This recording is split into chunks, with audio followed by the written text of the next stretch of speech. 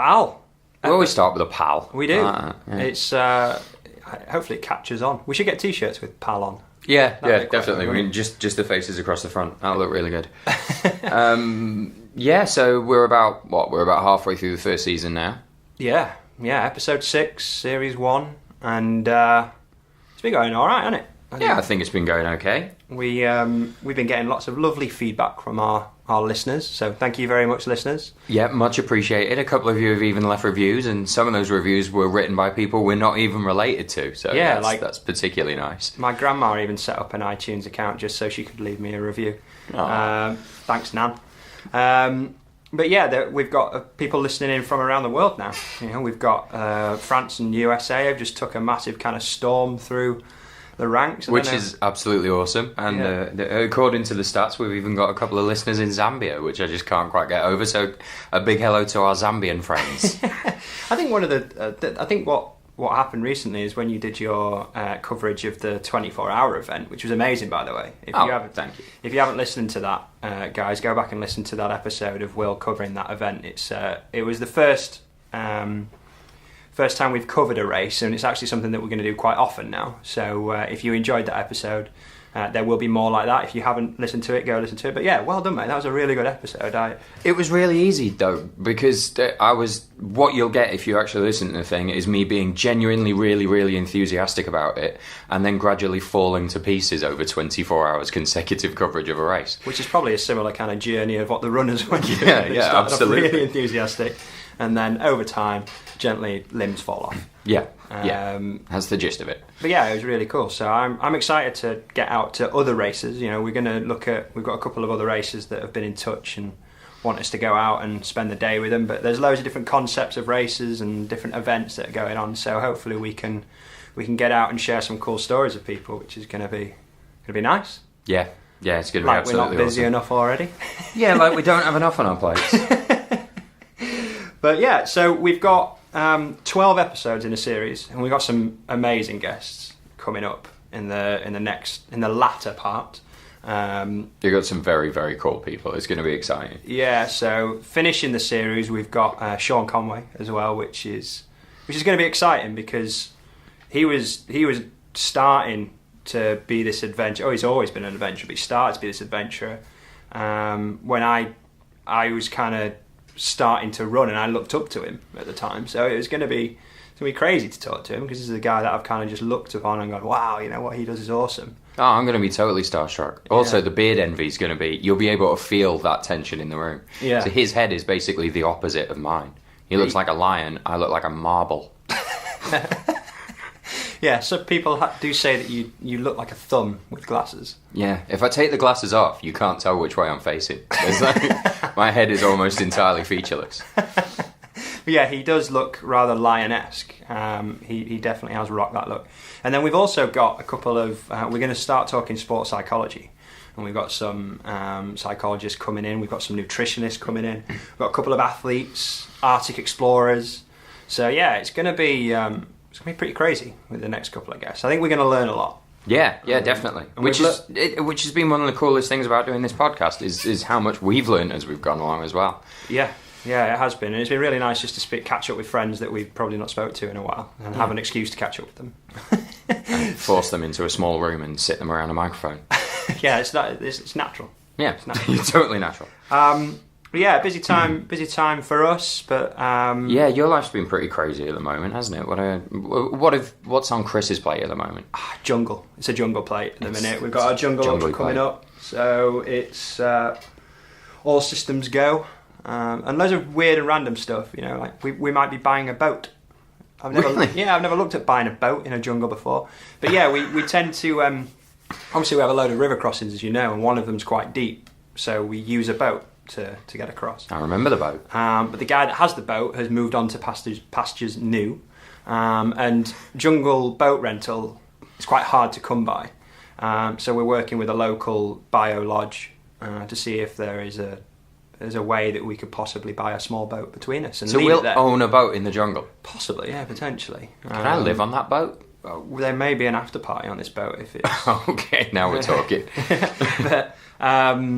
yeah, it's just a weird part of the job, I suppose, of looking at boat buying in the Amazon. In the Amazon, but it might not happen. We might just find another boat guy that we can rent from. Yeah, or we just go down that, the inner tubes that we have where they go across it. The good thing about a tractor inner tube is that it doesn't matter how deep the water is, we can get the runners across it. So we might just go down that route, but we'll see. But yeah, I'm busy with that, training as well. Yeah, you're training. So I'm running about a bit, and then but outside of that, I'm just being me, I suppose. Well, I don't know when you have time to be you. I mean, from the outside, it doesn't look like you have a lot of time to sleep. But yeah, I mean, you on the other hand, you're actually quite quiet now. You seem to be quite chilled out. Yeah, which is a strange position to find myself in after sort of a really intense year last year. Now I'm getting itchy. Now it's too quiet. Yeah, but, so you're on your kind of like after event down bit. So guys that have done like a big event that are listening to this will probably have had this experience. You kind of focus and obsess about an event for such a long period of time. The event's done, you get what you want from it, and then you have this gap after where life is very different. Yeah, that's exactly where we are at the moment. And anyone who's listened to the other episodes will have heard me harp on about the fact that I was getting ready to go out and do the Ice Ultra, which is obviously a big step up for me from not doing any kind of physical activity at all. But yeah, I'm in a really weird position now where I had this single purpose and focus every day of the sort of 14 months leading up to the Ice Ultra, and now I'm kind of don't really know what to do next. And now I completely get why people sign up for another ridiculous adventure as soon as possible, because you want to get back hold of that again. You want to come back to a point where you have this focus and this drive and this motivation to keep yourself in the best possible condition. Because you weren't really a sporty person, were you, before? No, I struggled with the concept of sport. I would say before this, as a whole, it was just this thing that other people did, like knitting. Like I was never into crochet. I couldn't see myself ever being into crochet. Okay. And sport was the same thing. It just wasn't on my radar. I was drinking ale and being in rock bands. That was what I did with my spare time. That's how I defined me as a person. And you was very good at it. I could lift a pint. There was no problem with that. And if you were if you wanted somebody to lift a pint with a kebab in the other hand, then I was your man. I could balance out those kind of activities. Nice. How often would you do that a week? My parents might listen to this, Chris. I don't want to get myself in too much trouble.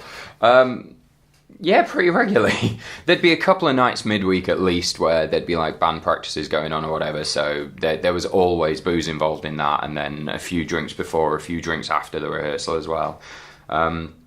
It was not unusual at all. And this isn't to make it sound like I had some kind of terrible problem. I didn't. I think it's a lifestyle that a lot of people are in, where just being hungover of a morning when I was getting up to go to work was normality.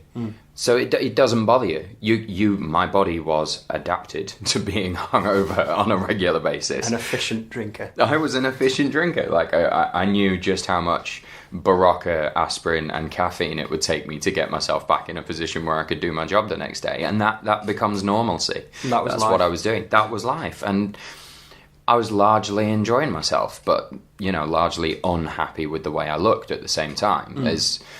There's no getting around the fact that you're living a weird balance there between I'm having a good time and I've got a good social life and I enjoy my friends and I'm having fun doing what I'm doing, but there is no investment in the future and you're not going to take your t-shirt off on the beach. And there is a lack of confidence that comes from that, and the one then fuels the other. Yeah. Right. So that's where I was when this started, which was a shame, because if you go back a couple of years, I'd spent like a year traveling around in Africa and got my weight down to something like I looked good. Yeah. I'd been living on a really African diet, for like a year, but I just got swept back up into my life as soon as I came home, and at the point at which the Ice Ultra came on my radar, I wasn't huge. I weighed 90 kilos, but I'm not a spectacularly tall person, and none of that 90 kilos was useful weight. Yeah. You know, that was all padding. Yeah. And what are you now? I'm now at, I was 74 when I finished the ice. Yeah. I was 74 when I started the ice. I'm now 75. Okay. I've been enjoying my month off. But yeah, so just to explain to people what happened was Will, we met first of all because you worked for a separate company, you worked for a content creation company, but it's part of our Group of companies, yeah. So it's almost like a sister company. So we share office space and stuff like that. And we got to meet. And you, even in this kind of partying state, had an interest for ultramarathons. You always kind of you beelined your way over to me just to like see how the race had gone. And you were interested as a content creator, as a writer, as a fan, yeah. As a genuine fan. If you read some of the stuff I wrote when I first came into contact with the business, I couldn't get over how awesome I thought these people were, and how cool the races looked. So yeah, genuinely. So then you would often kind of dig for more information, and it just to me was a thing where you was talking to me, and I think I asked you the question, why don't you do it? And you just kind of laughed it off, didn't you? And yeah, that was it. It was like left for a couple of months, and at this time, I think BTU, my involvement with BTU was still quite new, so we didn't have any staff. It was just kind of me. And then the moment that we were starting to grow the team, like you was the first person that I thought, well, look, he's a very creative writer. If any of you guys have read his kind of if you've actually read any of our latest race reports, that's Will, and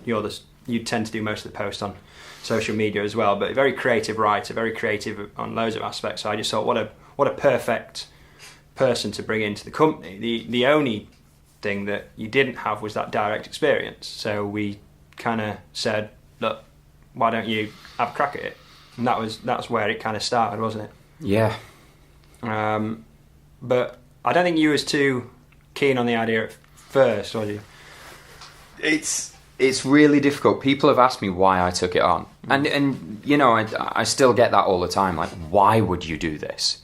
I'm not sure I could even answer that question accurately now. There's so many reasons, and I don't know. That might be something for later. But when you first actually sat me down and said, "No, I'm serious. Like, I think we should do this. I think we should sign you up for the Ice Ultra, and I'll help get you through your training." And I couldn't think of a good enough reason not to do it, is what I keep telling people.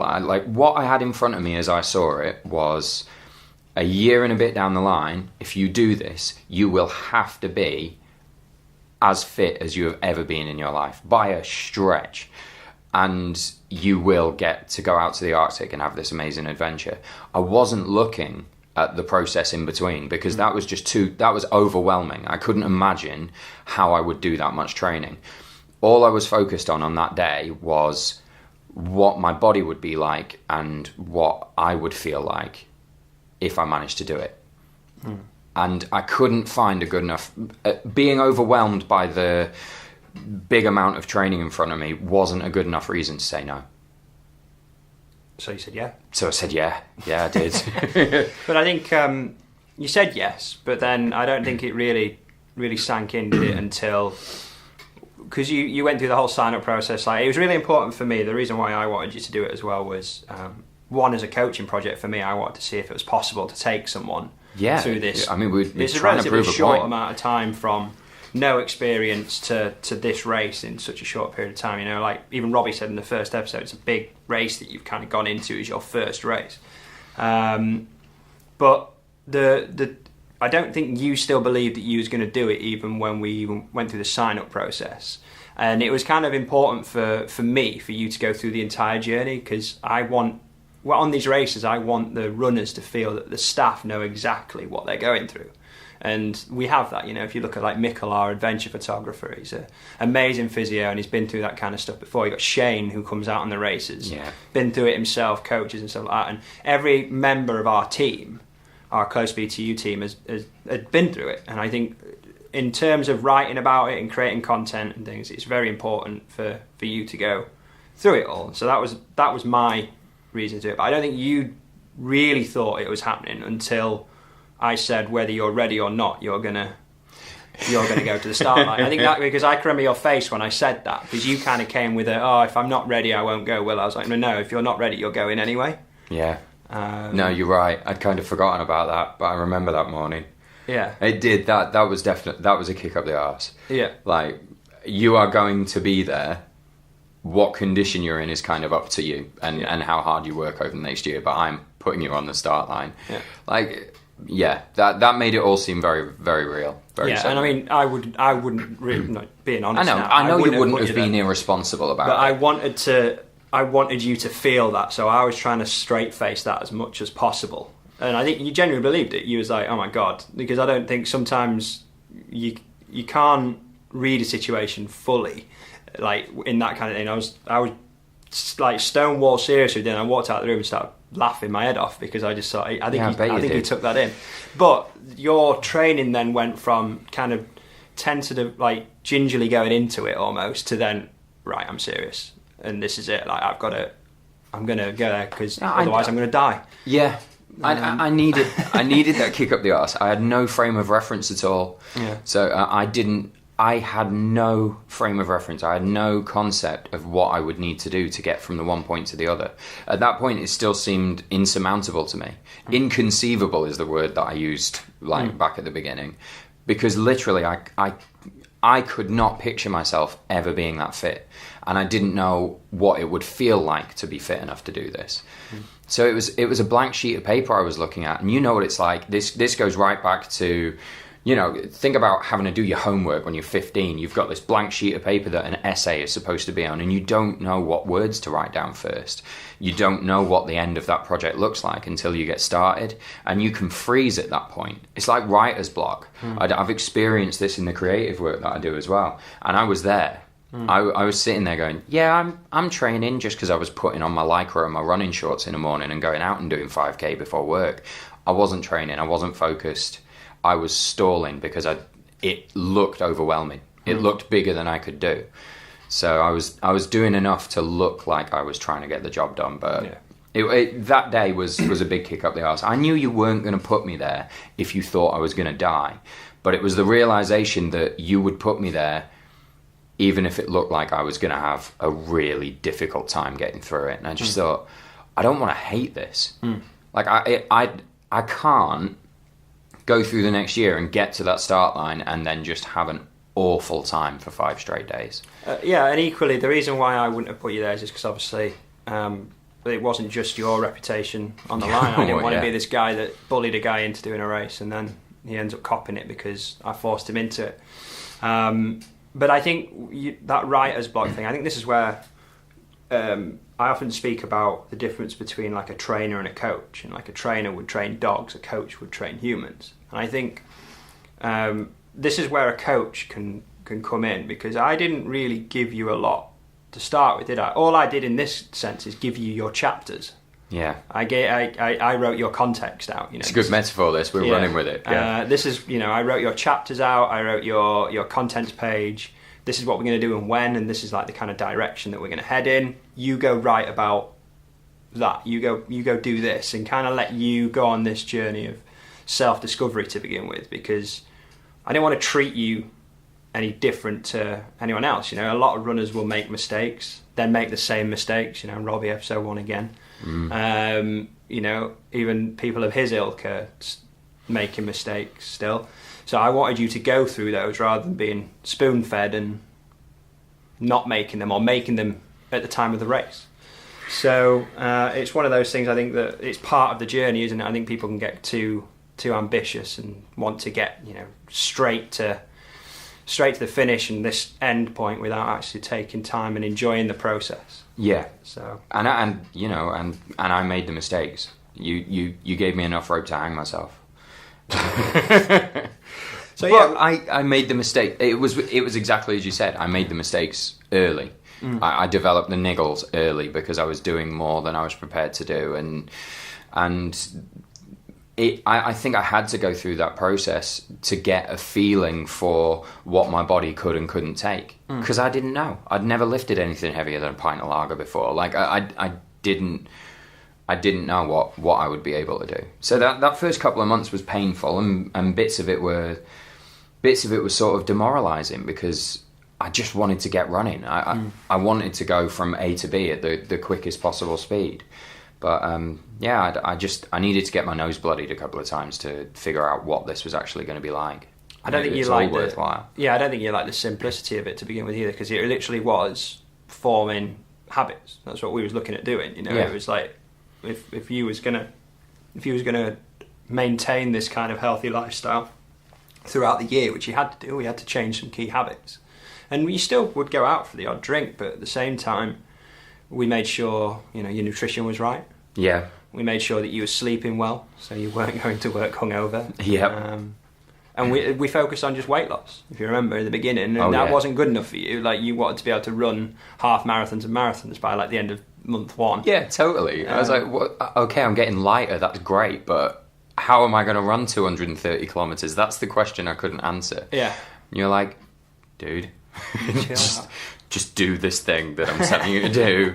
We're going to get there. But you went through that process. You lost the weight. You started to feel good. Then you got injured. Yeah, I did. You got injured, which is one of those things that happens. So we walked. Yeah, and that was a difficult one. But actually, for this race, worked out really, really well. But if you think about it, like a lot of multi-stage ultras, unless you're competing, top 3, top 10, top 50 maybe, or MDS, Yeah. A lot of it's walking. Yeah. A lot ultra running, multi-stage ultra running is eating a lot, well, not even eating a lot, like eating what you have, and walking and running where you can.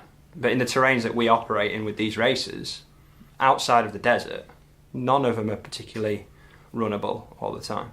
No. So outside the first few runners, like you said, outside the first handful of runners, nobody's running a big percentage of these races. You can't, especially the ice. So fast walking is actually quite good. So we did that, didn't we? We went out into the hills.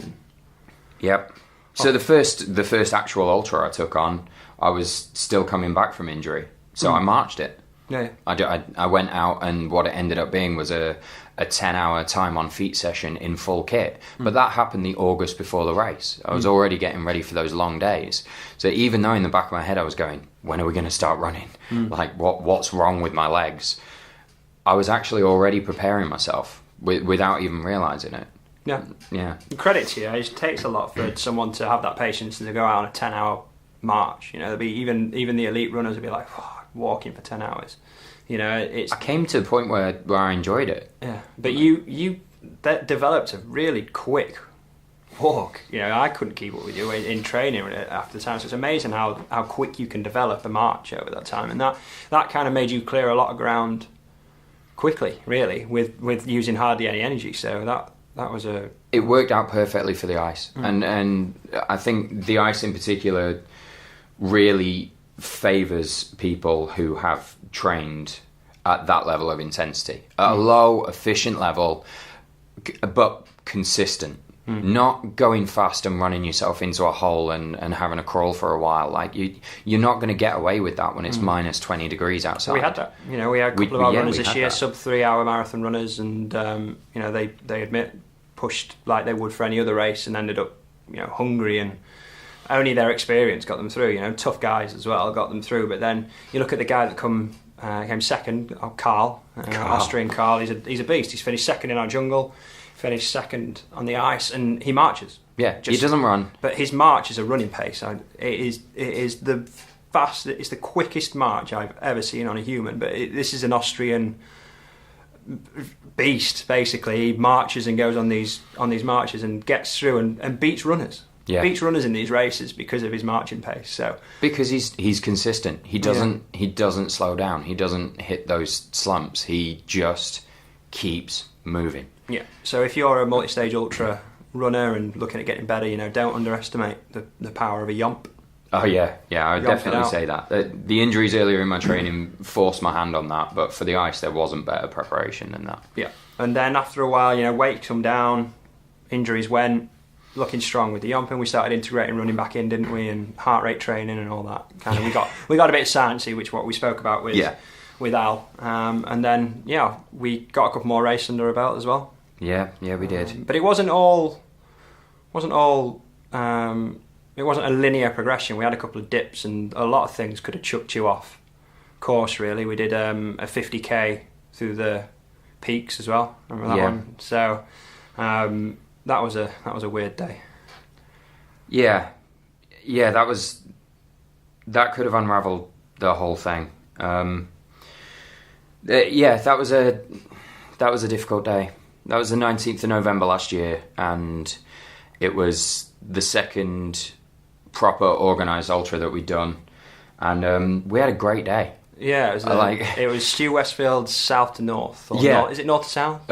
South to north. South to north. Stage one. Yeah. So Stu Westfield, some of you'll know from the spine races. Yeah. He does nav courses and things like that. But he has a little race series. I think he works with. Is it Paul Gale? I think Paul has something to do with it, and they do a couple of courses as well. And they're great little events. We had a really good time. We slept over in the village hall the night before. Yeah. But that was training in. I'm sorry. It's all right. That was training in the hills where I'd been going out since I was a kid with my dad and stuff. And at the end of that day, we found out that my dad had actually passed away, which really made. I didn't know where the training was going to go after that couple of weeks, because obviously my head was in a very, very difficult place. But in the end, gave me something to focus on. In the end, became a motivation. But that at that point, it really could have unravelled. Yeah, and the thing, we had like a really good day, like you say. It was like an amazing day. We actually finished maybe a couple of minutes behind the person in front of us, and we could have got second place in if we was bothered, but we were messing around, jumping through mud and snow, filming little things, getting lost and things like that, but singing and stuff. Like that's the last time I'm ever going to take a caffeine gel. That's for sure. Yeah, you should not have caffeine gels. Certainly not have caffeine gels and then try nav. Yeah, that was my navins. Let's go everywhere. Yeah. There's a hill. Let's run up it. Yeah. But then, to get back, and then you found out your dad was ill, and then went, and then shortly after found that out. It was a weird day. It went from high to low really quickly, and it could have, like a lot of people could have crumbled under that situation. But I think classic example then of you just switching it and using it as a force for good. Really, like you changed. You changed after that moment, and after about a week or two of kind of reflecting on it, in my eyes, I think you knew that you was going to do the event after that. I think that was the moment where you thought, I'm finishing this. Like, this is changed now. Like, I'm doing it for someone. And as soon as you turn from doing an event for yourself to someone else, I think. Yeah, I'd agree with that. It's when you get bogged down in your own feelings, in your own experience, and that happens during a race even. If you can look at somebody else instead, if you're looking after someone who's having a tough time in a race, it stops you focusing on your own experience, and suddenly you're fine, and your own problems are in perspective. Like, having something outside myself to focus on definitely changed my training. There wasn't anything that I wasn't going to do. There wasn't anything that was going to stop me getting at that start line in the best possible condition. Yeah. I was completely focused after that. Yeah, and from what could have been a disastrous kind of bit of news that kind of put a whole end to the project, and it would have been understandable as well. Like, I can remember when I got back home, I spoke to Claire, my other half, and mentioned what had happened, and she was like, her first question is, Will okay? And I was like, yeah, I think so. And the second one was like, what's he going to do? And I was like, this is completely up to him now. Like, this is completely his call. I'm not going to force his hand on anything. And then you came back with, what's next? That attitude, and that was an amazing thing for me to see as a mate as well as a coach, for you to have that attitude and just to go out and do it. And then those last couple of months, major focus. I think there was a little bit of concern on my side that you didn't go too far into your training with anger, because I did that. You know, I went through a similar experience where I lost a loved one very close to an event, and I went the opposite, and through anger just went out for a load of mad runs and got injured and really nearly knocked the whole project on the head because of it. So I understood that as well, but that didn't happen either. Just harnessed your attention into what needed to be done, and then February we headed out to Sweden. Yeah, we did. How did that feel, heading out there? Nervous isn't big enough, but I don't know. I did feel proud of where I'd got to, and like we did some big weekends over Christmas and through January and stuff. I'd done big back-to-back weekends in wintry conditions, out in the peaks. We'd done those long days running around on the beach in snowshoes, looking completely mental, and a couple at night as well. And like I'd done the hours in my kit, every single piece of my kit, and you know what I was like. Yeah. The whole process of preparing for this race played into my hands in a lot of ways, because I am a very anxious individual. Anxiety is something that I deal with in my day-to-day life. And this pushed me way out of my comfort zone. But I used all of my usual coping mechanisms to deal with it. I had read 2 or 3 kit reviews minimum about every single thing that I purchased. And everything I purchased got worn, got tested. I knew my kit was right. I knew that I'd done the right amount of training. I knew if you told me I had to do 5 hours in heart rate that week, I had done a minimum of 5 hours in heart rate that week. I was hitting my targets all the way through, because that's how I was coping with the anxiety on the build up to this. And then you're in Sweden and it doesn't matter anymore. Then you're in Sweden and it's really happening. We should probably explain as well that you actually went out there, unlike the runners. So you became a runner rather than staff the day that we picked the runners up from Caliber. Yeah. Before that, you was with us. Hello. Before you was there, where we kind of like it. It felt very much when we picked the runners up on the bus. Me and you travelled out on that bus, and we met the runners. When you went off to meet the other runners, that was when you transitioned from staff, and we didn't kind of ask any questions of you staff related. It felt very much like I was dropping my son off at the school gates. You know, you giving a little look back and saying, "Dad, leave me alone.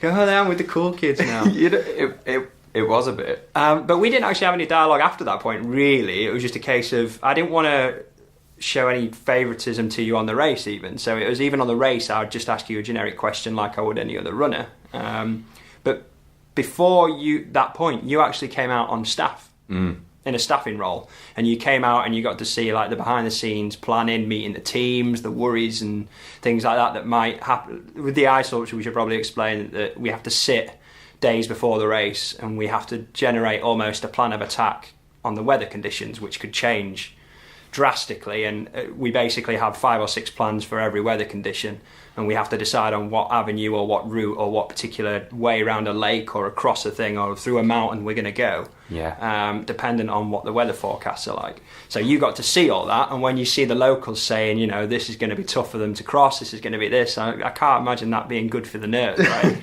In a way it was, because I got to see, I mean, those conversations were intense, and everybody involved in it had the interest of the runners at heart. Yeah.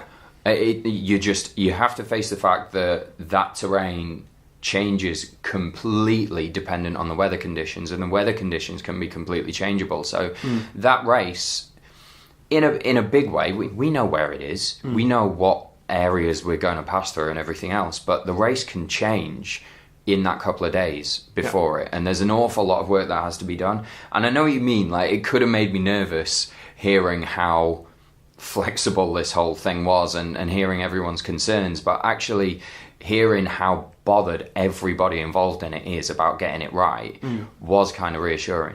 Yeah, we go through a lot, as you, I mean, those meetings lasted hours. You know, they go through a lot of detail, and it's as soon as, and anyone listening that did the race or has done the ice race will back me up on this. As soon as you speak to our SAMI team, and you meet them, you get the sense of, I'm safe with these guys. Oh, yeah. These guys are just incredible. They're just tough. They're insanely hardworking, and they won't let or see any kind of unnecessary harm going to that. But then at the same time, because they're so tough, they know what the human body's capable of. You know, these guys live out there all this time of year, so when they see runners going through certain conditions, they'll go, nah, they're fine. We do this all the time. And then they'll go, oh, this is a bit... But then they can react to things within seconds. I think seeing that probably made you feel good, I guess, in one way, but then just hearing all of this, you know, the lake crossings and things like that, and all the way the weather can change. And the forecast at the time was looking near perfect, but stage 1 through the mountains, they were saying it's going to be windy up there and possible minus 30 wind chill and things. It's the event was crazy. I was listening to them, but in the back of my head, trying not to look at you, because I thought if I look at you, you're going to be as like white as a sheet almost. But you were fine. You were more it was making you excited more. I knew it was going to be tough. Yeah. But it made me trust them. It made me trust that these guys are not going to let anything horrendous happen to me. But they think we're insane. The Sami team definitely think we're nuts for attempting this. Yeah. But then they're not going to let you get into trouble out there. So it did. It actually made... I already knew the race was going to be terrifying. Yeah. But I think when you go through a plan like what we've kind of over the last couple of years and developed with the Sami team, to know that there's nowhere on the course that we can't get to within 30 minutes, like in that environment is a good thing. Like we can get to someone if they need help within 30 minutes. It's a very quick time during that. But that aside, went through all that. You came out as staff and got to experience all of that kind of stuff. Then you transitioned into a runner. How did that feel when you then was on the coach on the way there, meeting all of your fellow competitors? Yeah. You weighing them up? It's really hard not to. It's really, really hard not to. You don't want to do it, but all the way through the training, aside from there was sort of Andy Barber, lovely guy, we met him, didn't we? But we met him briefly and did some marching on snowshoes. Like, I hadn't seen anyone else's kit. Right, you saw Carolyn. Oh, you met Carolyn, yeah. Oh, yeah, but I hadn't... You seen their kit? Yeah, you know what I mean? Like, just because I'd gone through that whole year and this is the kit that I've selected, you get there and you see somebody else who took a different route, who took a totally different route, who's looking at your sock choice and going, oh, I don't think I'd have done that. Like, I'm not sure that's going to work out for you. Oh, you went for those gloves, and because I've got no experience to fall back on. The coldest temperature I'd been out in the UK was like -3 or 4. So I'm looking around at people going, oh no, have I got this wrong? And looking around at people and going like, I don't know, his legs look really big. Like, he looks stronger than me. Like, that guy's got a much bigger beard than I've got. Like, you know, just you can't help it. You start comparing all that anxiety and all that research I'd done and how sure I was about my kit and my physical condition. People start telling you things about how, oh well, you know, I wasn't fussed about heart rate training. I did this instead, and you're like, what if that's what I was supposed to be doing? Like, and I know it isn't. I know in my heart that I'd been doing the right thing, but it adds that element of doubt. But I think everybody goes through it. Everyone is listening to each other's stories, partly because you're just interested in the journey that they've had, because you finally met all these people that have had a year like you. Because none of my mates had any idea what was going on. I've just changed my life completely, and they've got no frame of reference for what I'm doing. And you're finally amongst this group of people who know the year that you've just had, who know what your training's been like and everything else. But also there's a bit of you in the back of your head taking note of what they're saying and thinking, oh, I didn't do that. Maybe I should have done more of that. Or, oh, their socks look better than mine. Or should I have brought spikes or not brought spikes? And yeah, it does. There's... The camaraderie is fantastic in meeting this group of people who've had that same experience as you on the run up to it. You suddenly you found a group of your people, Yeah. and that's fantastic, but it's hard not to compare yourself, man. It really is. And I think anyone that's done a multi-stage ultra like the MDS will have that similar kind of feeling with your tent. In the MDS, you kind of become friends with your tent, and then it's that's your world, isn't it? Your tent crew become your mates, and we often see it. Like, we actually get one guy sign up that's I did the MDS, and then he brings his tent crew across. Yeah. But on our races, they're small. On the ice ultra, we've got 30 capacity, so you get the whole race is your tent. Yeah. Everyone's in it together, which is I love that about that particular. Well, all of our races are that kind of size, but I love that about that particular race, and then how quickly the team just kind of gels. By the end of that bus journey, there was already like friendships forming and things like that. Oh yeah, definitely. So anyway, we got all the kit check done. Nerves probably you were still itchy feet, because I can remember you just pacing around the night before. You said, I want to go. Oh yeah. Then you're at the start line. No, that's skipping an important bit. The night before. Okay. The night before was where it really became real.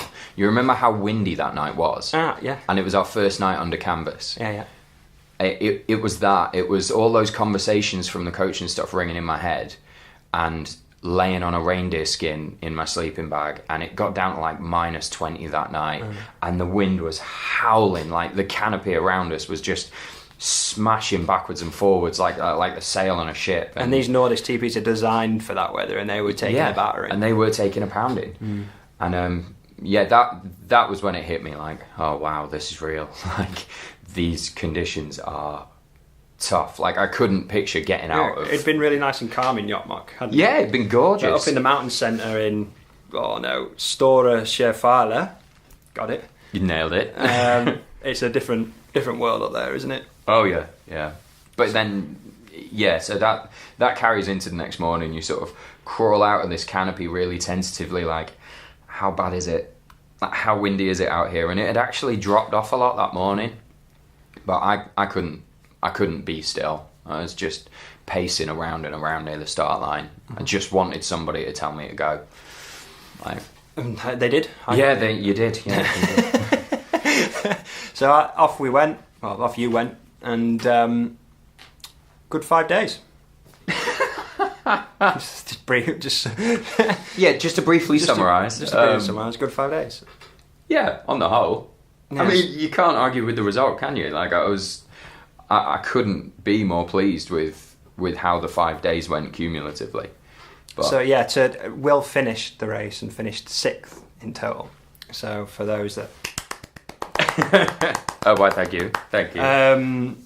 So there was it definitely wasn't an easy stretch at all for you, was it? But on the whole, things went well for you, like really well. Like, race plans went well, preparation seemed to be okay, and work. But my kit worked. There were some times actually you were a little bit ropey, just like I think everyone else goes through that patch. There's a couple of times where you couldn't get warm and stuff like that. Yeah, and the weird thing about it is stage 1, you don't get eased in gently on the ice at all, and we caught bad weather on stage 1, which would have been a tough stage anyway. Anyone who's been through it, you know what stage 1 was like.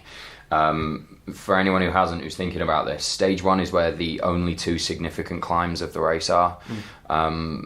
So it's kind of a long day anyway, and then you've got this climb at the end, and if the conditions have been bad, which they were for us, you're going to be doing that climb in the dark. Yeah. And that was tough. Yeah. I was properly cold. As you said, like, we had like wind chill of -30. I was having to lean into the wind to keep myself on my snowshoes while we were coming down that last hill, and that was, at that point you're thinking, if the next 5 days are like this, I just don't know how I'll do it. And I think a lot of the runners were coming back in that night thinking that. I think they thought that they had 5 days of that, and that they were coming in broken. A lot of the runners, we had tough day. We had a lot of people kind of pull out that stage. We had we had a frostbite case. We had a couple of more potential frostbite cases, and it kind of puts it in perspective what this terrain can be like. But that is the most exposed part of the entire race, and it is, in my eyes, it's one of the toughest stages we have on all of our races. If the weather is like that, if the weather's fine, you can imagine how pleasant that is. Sun setting. Oh, I bet that view is beautiful on a nice day. But then it's the same. This race is one of those where you could go for 5 days and only see 2 feet in front of you. Yeah. If the weather is bad for each day, or quite luckily after that you had sunshine, beautiful sunshine days 2 and 3, where you got to look around. Yeah, day two was incredible. We woke up in the morning, wind had gone, snow had gone, temperature had gone up by a solid 10 degrees. Yeah. It was a winter wonderland. Suddenly it was, oh wow, we're in the Arctic and it's great. People were taking selfies on stage 2. We were all suddenly completely chilled, and that next couple of days was just like one of my back-to-back weekends. It was exactly like one of my training weekends, only colder. Yeah, so stage 1 is like a mountain pass. Stage 2 becomes, if the weather's like it was, it's in this very, we stay in a very isolated cabin up in the north, and beautiful cabin, and you just head out through the woodland, which is nice and sheltered. You get the frozen lakes that move and crack and things. So we have this stage called Rising Lakes, because the lake, it's actually 2 lakes that you wouldn't have noticed, but it's 2 lakes that come over a bit of landmass, and they crunch up like that. And those, what people think are big rocks, are actually pillars of ice crushing together and then being snowed on. I hadn't even realised that. Yeah, so when you're going through these what look like tunnels, it's actually ice walls where the lakes come in together and force in up. Wow. The first time I heard one of those lakes crack was like brown trousers time. I was on my own in the middle of the lake at the time, looking at some reindeer, like the first time I'd seen them. They were scampering along in front of me, and there was a sound like someone had just fired a shotgun next to me. Yeah. And suddenly it all seemed really unstable. I got off that lake pretty quickly. What an experience. Time. Yeah, it's a scary time when that happens. It's perfectly safe, but you just think... and I knew it was. And they, like the Samis had even told me, you'll hear the ice move. You'll hear these sounds. But like so many things in this race, having heard it beforehand doesn't prepare you for experiencing it. Yeah. So anyway, you work your way through this race. Highest and lowest moment for you? Highest moment was the end of stage 2. Yeah. I mean, aside from the finish line, but that's obvious. Like the highest moment during the race was the end of stage 2, because after stage 1 had been so hard, at the end of stage 2, I'd knocked it off in daylight. I knew it had gone exactly to plan. I'd even run the last few kilometres through the woods, and just that freedom of movement again after ploughing through the snow all day. Like I'd actually got some running in. Was I 5th that day? Like I'd overtaken someone who'd been like 3 hours ahead of me the day before, and it all suddenly felt achievable. Having gone the previous day from like shell shock at what the conditions were like, end of stage 2 was blissful. I'd left myself enough recovery time. I was going to have a couple of nice meals. I was going to have time to dry my kit and get warm, and I'd been running, and I'd come in this really high position, and from that point onwards, I felt like I was going to finish. Like I'm gonna do this. I can do it, and that was great. Start of stage 4 was really difficult. And stage 4 is the long stage. Stage 4 is the long stage. 64k. Average time for completion on this one is about 14 to 15 hours plus. It's a long slog. Yeah, like we had one guy out there for 20 straight hours, and I'd mentally, I don't know how he did that. My hat comes off. He just scraped through the cut-off. Phil. He was in pieces. He actually wins the award for probably one of the toughest. I don't know. Actually, I don't know if he could take it from the Running for Rangers guys in the jungle the year before, but there's been a few cases of people that had no right to finish the race and have managed to just cling on through pure grit and toughness, and that was Harry and the Running for Rangers guys. Who, if Harry, you're listening, I hope you get better soon, mate. We're thinking of you, mate. Yeah, Harry from the Running for Rangers team was involved in a pretty nasty accident out. I believe in Kenya when he was flying a plane. He's been in a very critical way, but getting better. So from us to you, Harry, glad you're getting better, mate. We've seen how tough you are. Yeah, we can't wait to catch up with you soon in the future. But yeah, Phil was close to those guys. And I really take my hat off to that performance. Like, I came out of that thing, like, stage 4, you remember, I was tired in a way that I've never experienced in my life before. Me and Maritz cleared that stage together, and the calorie deficit and the cold and the fatigue, like the sleeplessness, it all built up. And I'd seen a couple of people the day before being like bundled about by the medics in like a hypothermic state, basically.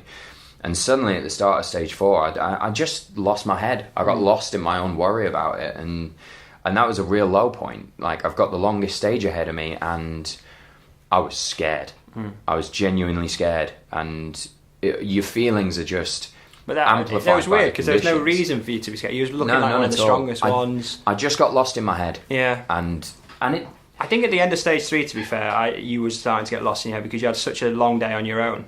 Those lakes took it out of you because you came in. I can remember, that's the only time I turned back into a coach, when you was at that checkpoint, you remember? And you was just hanging around, and I was like, oi, go on you go, because I didn't want you hanging around for too long, and you just wanted to speak to someone. Yeah, I was like, I don't care. I remember barking at you. Yeah, and you just went off into this lake barking and swearing because you just wanted to speak to someone. Because Chris, I just need to talk to somebody. It's been like 2 hours since I've seen another human. You're like, I don't care. Get in the tent, get some water, and get warmed up. Yeah. Like, all right. But yeah, I think you start to lose your head a little bit there. But then you stayed strong throughout the stage. Like, by checkpoint 3-4, you was back on it again, and I think it's just one of those high-lows of a multi-stage ultra, isn't it? You just kind of go in and out of this. Yeah, there was just nothing in the tank by the start of stage 4, so you're riding entirely on the calories that you're taking in at each checkpoint, and that is a real up and down. You leave a checkpoint, suddenly back on a high again, and arrive at the next one at the bottom of the tank, and that pattern just repeated all the way through stage 4. And by the time I got to the end, I'd given everything. I'd given everything. I had to be helped to my bed because people kept trying to tell me where it was, and I just couldn't process the information anymore. And that's when your race admin starts to get a bit patchy, and I'd been so on my admin all the way through, and I can't communicate how important that is. But that night I left my water bottle outside my sleeping bag for the first time, and when I woke up in the night, I had nothing to drink. You know, those little things went. But that was tough. But made it. Yeah, made it. Total elation when you get to the end of it. None of it matters when you get to the end. Then you finished, crossed the finish line. Yeah, What was your first thoughts when you crossed that? I don't even know. It's such a mix of emotion. I wanted to reconnect with my people back at home. Like, I wanted to talk to my sister, and I wanted to talk to my mum, and I wanted to talk to my mates back in the office, and I wanted to do everything at once. I wanted to cry. And I think quite a nice thing as well is that everyone back in the office, back at VTU head office, was watching your little track around on a TV, and the office went nuts, didn't it, when you crossed the line? And they even sent a message on your tracker, so the trackers beep when there's an emergency, and we thought, oh, why is Will and it just said, like, well done, you legend, from everyone in the team. So you had a nice little... Yeah, that was really good. That was really good. I enjoyed that a lot. You had a lot of support, actually, mate, didn't you? And when you think about it, from friends, family and stuff like that. The positivity I received on the run up to it was incredible, and it did really, really help. And like the fundraising we managed to do behind it, that meant so much to me. And I know that's something that people say, like, oh, it means a lot to me, guys, I really appreciate it. No, it really does. I mean, especially when my dad passed away, that made it even more important, because my mum's still there, and mum is an MS sufferer. That's why we were fundraising for the MS Society all along. And suddenly, towards the end, we just shot up. So we made £4,000 for the MS Society out of doing this as well, and that well done. That was huge. And I didn't know what the final figure was until we got to the end. So I found all that out at once, mixed in with that emotion at the finish line. That was absolutely incredible. And it was a very good end to that journey, I think. You know, that particular project, because we can call it a project now rather than a journey, because this is you now, I guess, right? This is what you want to do. Yeah, you can't not do it again. Because now it is what I was saying earlier. I had a focus, I had a purpose, I had a thing that I was supposed to be doing, and I want that again. So we're already looking at the next adventures. Yeah. I don't think you'd let me go back to the sofa anyway, even if I wanted to. Well, I've invested all this time because I wanted a training partner. None of it is about you. This has been selfish all along. I just want my own training partner. We've got Spine Challenger, just because you want another cold race. Spine Challenger. Yeah, because I enjoyed the snow so much. Yeah, next year we've got our name down with that. A couple of the Ice Ultra guys are in. Yep. Carrie McDonald with a full spine entry. What a legend. She's gone for the full one. She's gone for the full spine, yeah. Oh, so Carrie, well Carrie done. McDonald, you nutter. But yeah, Spine Challenger with us. So we're going to focus on doing one long distance as opposed to a multi-stage now. Yep. What have you got in for that? Between then and... I've got the Lakeland 50. I've got a couple of marathons, just a couple of cheeky marathons, nothing major. Copenhagen, isn't it? Copenhagen. Yeah, Copenhagen at the end of May, and then the Yorkshire Marathon in October. Yeah. And at the moment I'm just sort of enjoying running in conditions where I don't have to wear 3 layers and I haven't got a 9 kilo bag on my back, but I'm looking forward to getting focused again now. Yeah. It's time to get back on it. I think Elise kind of touched up on it on episode 4 about that, having the downtime and enjoying it. Yeah. She was like saying that it's months past a big event that she did and she's actually still enjoying the sleeping in a bed and not really looking towards the next thing. But I assumed that you'd actually take longer to have the downtime, but nope, itchy feet. Yeah, I'm getting itchy. Yeah, don't get me wrong, I've been enjoying myself, but I was too focused for too long to be able to just spend the next few weeks going, sod it, I'll do whatever I like. It kind of takes over your social life as well, doesn't it? Yeah, it does. I think it helps as well that you had such an understanding, awesome rock bass out of Kaz.